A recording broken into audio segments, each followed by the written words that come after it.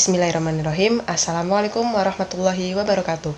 Perkenalkan, nama saya Nadilatul Husna dengan NIM 31014220036. Di sini saya akan menjelaskan tentang paper saya yang berjudul Penerapan Sumber Primer dalam Pembelajaran Sejarah, Problematika, serta Cara Mengatasinya. Nah, dalam paper tersebut terdapat 4 subbab yang saya bahas. Yang pertama yaitu mengenai tantangan dalam menggunakan sumber primer dalam pembelajaran sejarah. Yang kedua yaitu mengenai evaluasi keandalan dan kredibilitas sumber primer sejarah. Yang ketiga yaitu mengenai penggunaan sumber primer sejarah dalam konteks multikultural. Serta yang keempat yaitu mengenai penerapan teknologi dalam akses dan analisis sumber primer sejarah. Nah, yang pertama tadi yaitu mengenai tantangan dalam penggunaan sumber primer dalam pembelajaran sejarah.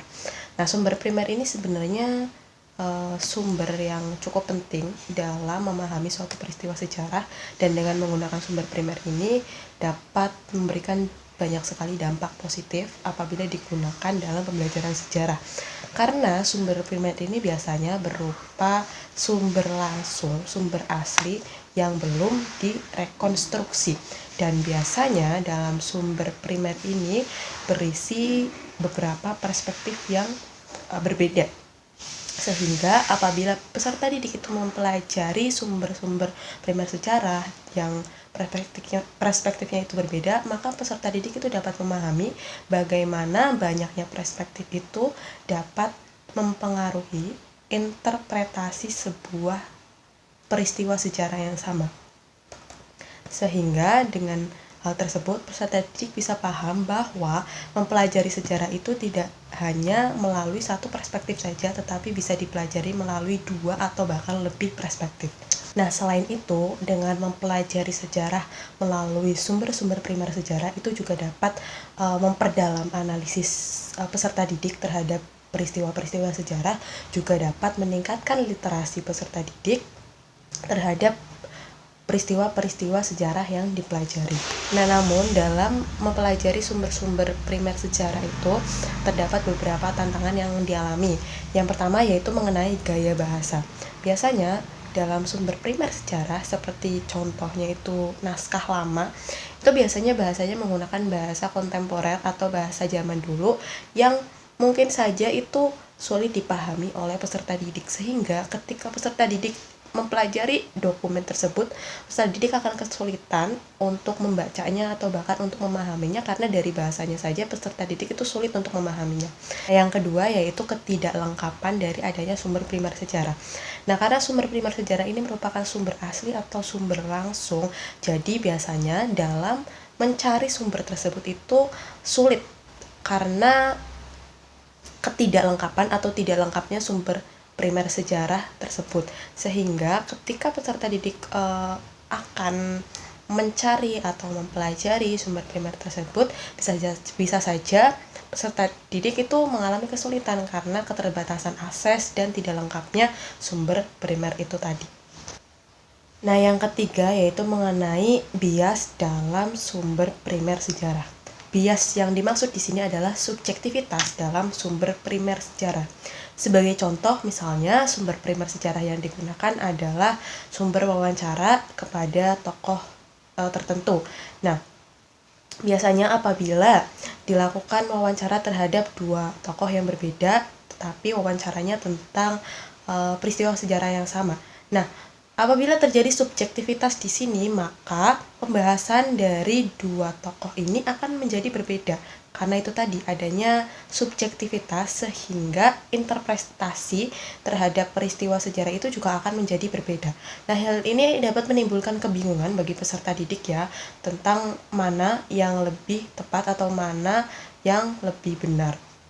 Nah, kemudian pertanyaannya sekarang adalah bagaimana cara mengatasi tantangan-tantangan tersebut. Nah, salah satu cara yang dapat digunakan untuk menjadi solusi dari tantangan-tantangan tadi adalah dengan memadukan sumber primer dan sumber sekunder.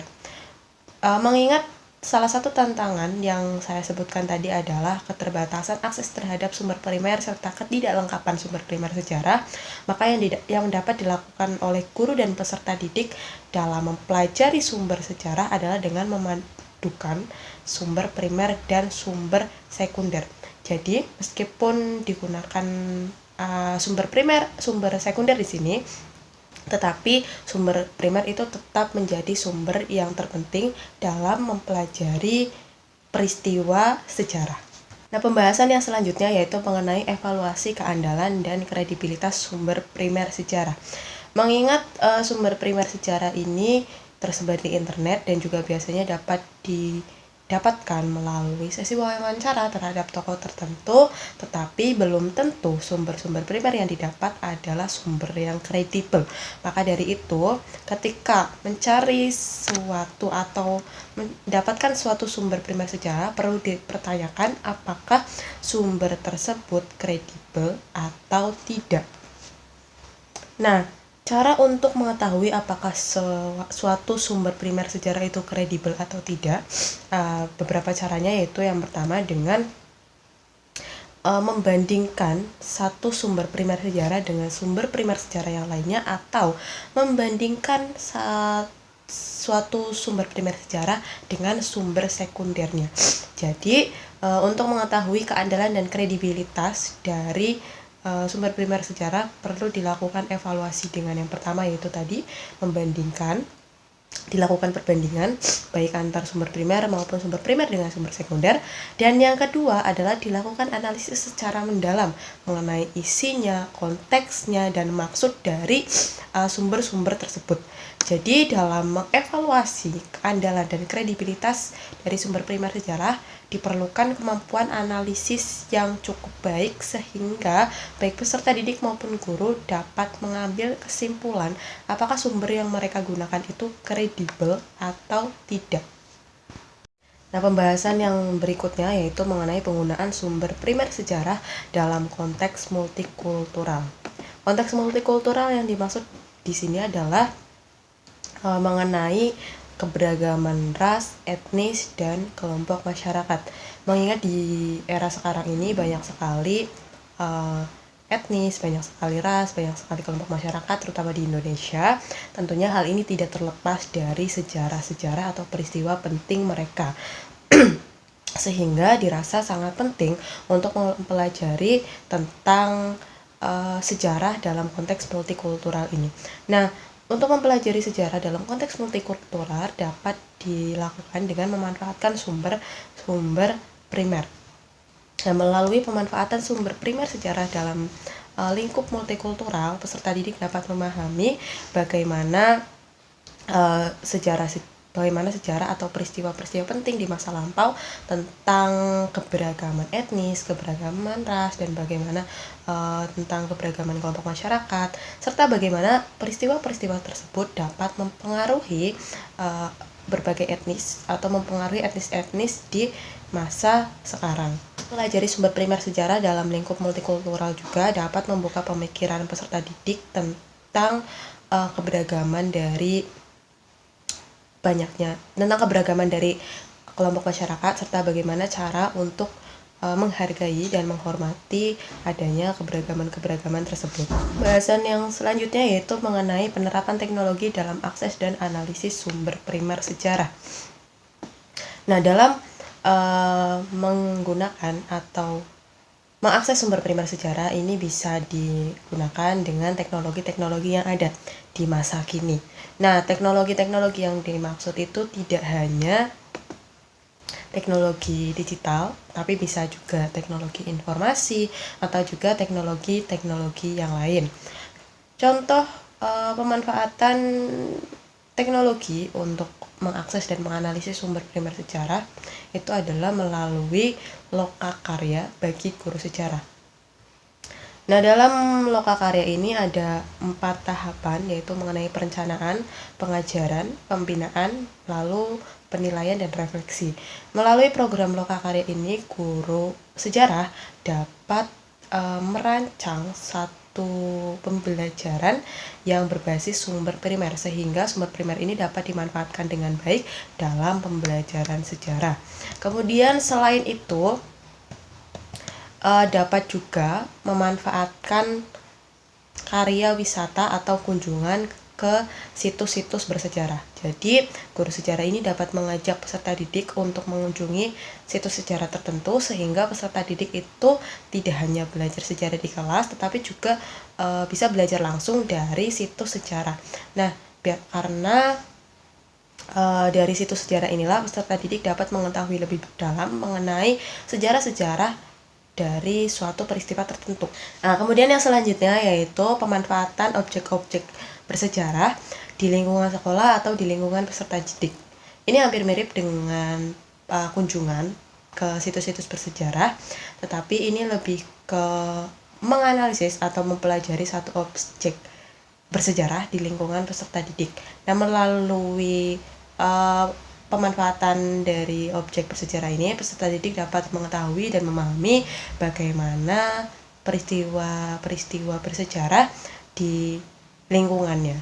Jadi pada intinya ada banyak sekali cara untuk memanfaatkan teknologi untuk mengakses dan menganalisis sumber primer sejarah ini. Hal tersebut bertujuan untuk meningkatkan minat peserta didik dalam mempelajari sejarah, mendorong peserta didik untuk mempelajari hal-hal bersejarah di sekitarnya, serta mengurangi rasa bosan peserta didik saat belajar sejarah di kelas, sehingga pembelajaran sejarah ini dapat dibuat menjadi lebih menarik dan menyenangkan. Nah, dalam memanfaatkan teknologi untuk mengakses sumber primer sejarah ini tentunya membutuhkan kolaborasi atau kerjasama antara guru dan peserta didik. Artinya dalam menggunakan teknologi dalam menggunakan teknologi untuk mengakses sumber primer sejarah ini, selain membutuhkan minat dari peserta didik, juga membutuhkan dorongan dari guru, di mana guru ini bertanggung jawab sebagai wadah untuk mewadahi peserta didik dalam menggunakan teknologi untuk mengakses sumber primer sejarah. Nah, kesimpulannya, pemanfaatan sumber primer untuk pembelajaran sejarah ini memberikan banyak sekali dampak positif baik bagi guru maupun bagi peserta didik. Namun dalam penerapannya tentunya terdapat beberapa tantangan dan beberapa permasalahan, di mana untuk mengatasi permasalahan dan tantangan tersebut diperlukan kemampuan menganalisis yang cukup baik, kemampuan memahami sejarah yang cukup baik sehingga permasalahan-permasalahan tersebut dapat diatasi. Selain itu, dengan memanfaatkan sumber primer sejarah dalam pembelajaran sejarah ini juga dapat menarik minat peserta didik dalam belajar sejarah sehingga pembelajaran sejarah di kelas itu tidak cenderung monoton dan tidak menimbulkan kebosanan bagi peserta didik. Sehingga ketika menggunakan sumber primer ini setidaknya dapat mengurangi rasa bosan yang dirasakan oleh peserta didik ketika mempelajari sejarah. Selain itu, dengan memanfaatkan sumber sejarah dalam pembelajaran sejarah ini juga artinya terdapat variasi atau terdapat inovasi dalam pengajaran sejarah bagi guru. Artinya, ketika mengajar sejarah, guru tidak hanya menerangkan peristiwa sejarah secara monoton, tetapi juga terdapat media-media menarik yang dapat digunakan oleh guru seperti sumber primer ini, sehingga pembelajaran sejarah ini dapat menjadi lebih menarik dan lebih menyenangkan bagi peserta didik.